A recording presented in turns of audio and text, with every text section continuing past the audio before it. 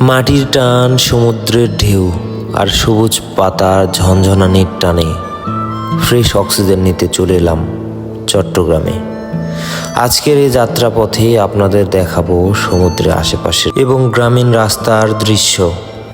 অচেনা মাটিতে স্পর্শ করলে শহরের কোলাহলের একটা মুক্তির স্বাদ মেলে সমুদ্রে পাড়ে এলে। বলছিলাম, যাদের হাতে সময় থাকবে অবশ্যই একবার হলেও ছুটে চলে আসবেন সমুদ্রের পাড়ে।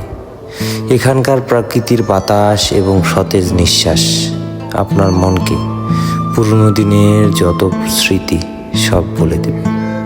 চলে আসুন আমাদের গল্পের মাঝে।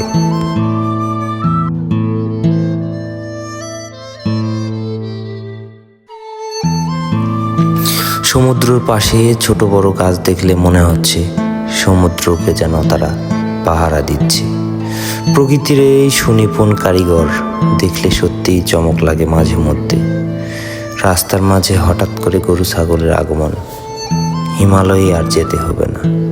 এই পতেঙ্গার গ্রাম বাংলার আশেপাশে যদি আসেন, সত্যিই আপনার ভালো লাগবে, কথা দিলাম। রাস্তার ধারে এই টিনের চাল আর মাটির ঘরগুলো বলে দেয় অভিজাত্য আসলে অট্টালিকায় নয়, সরলতায় থাকে। সমুদ্রের নোনা বাতাসের সাথে এই ঘরের মানুষদের সখ্যতা কতদিনের তা ভাবলেই অবাক লাগে। একদিকে ঢেউয়ের গর্জন, অন্যদিকে উঠানগুলোর নিস্তব্ধতা অপূর্ব এক প্রকৃতির উদাহরণ। গাড়ির জানালা দিয়ে হাত বাড়ালেই ছোঁয়া যায় একরাশ সজীবতা। দেখুন, রাস্তার দুই পাশে সারিবদ্ধ এই গাছগুলো যেন একে অপরের হাত ধরে দাঁড়িয়ে আছে এবং আমাদের স্বাগত জানাবে বলে।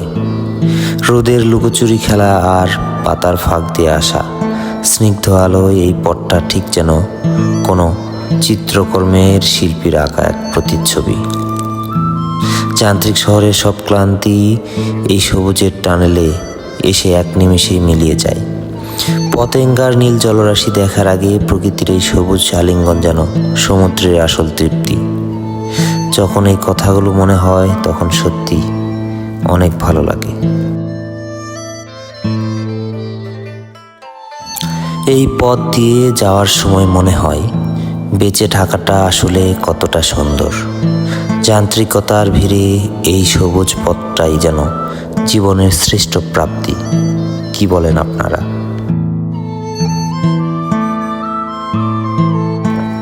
সবুজের মায়া কাটিয়ে অবশেষে সেই অসীম নীলের দেখা। এই যে কিছুক্ষণ আগে আমি এক শান্ত গ্রামের ভেতর দিয়ে ছিলাম, আর এখন সবুজ জলনীল রাশি প্রকৃতির এক অসীম খেলা সৌন্দর্যকে উপস্থাপন করা। দিনের শেষ আলোটুকু যখন সমুদ্রের নোনা জলে মিশে যায়, তখন ঠিক জীবনটা এই সূর্য অস্তের মতো সুন্দর হয়। সারাদিনের ক্লান্তি আর কোলাহল যেন এই দিগন্তের উপর ডুবে যাচ্ছে। ঠিক এভাবেই জীবনটাও ঠিক এভাবে উপভোগ করতে হবে, প্রকৃতির সঙ্গে তাল মিলিয়ে। সবাইকে ধন্যবাদ ভিডিওটি দেখার জন্য। যদি সুযোগ থাকে অবশ্যই কমেন্টের মাধ্যমে জানাবেন। উৎসাহ দিতে শেয়ার করতে ভুলবেন না। আজকে এই পর্যন্তই, আগামী কোথাও দেখা হবে। ধন্যবাদ।